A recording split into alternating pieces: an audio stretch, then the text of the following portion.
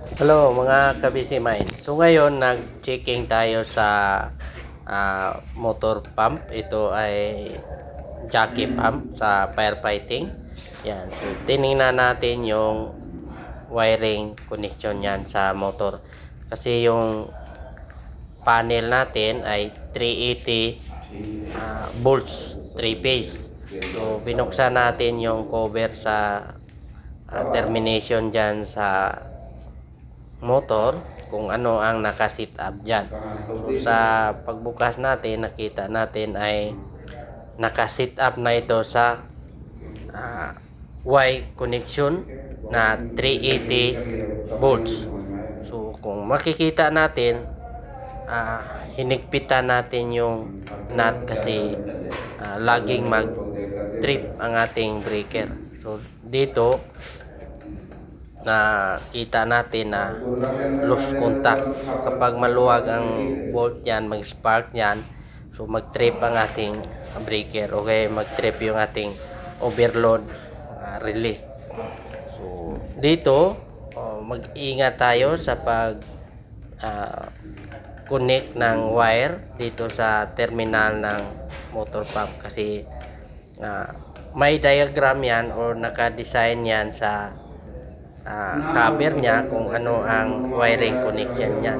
May 380 delta connection, may 380 din na Y connection. So dapat nating tandaan na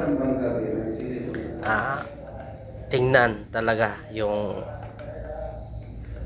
diagram ng ating motor para hindi tayo magkamali sa wiring connection niya.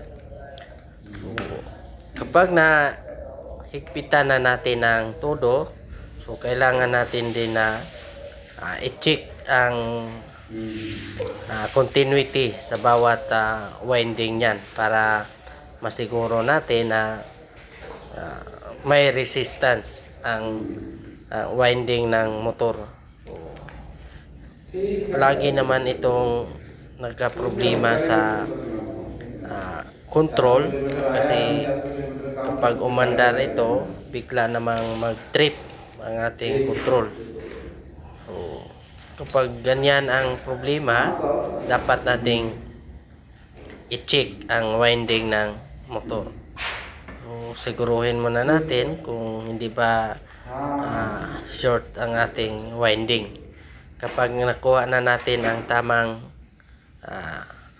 pag troubleshooting dyan, pwede nating i-start yan.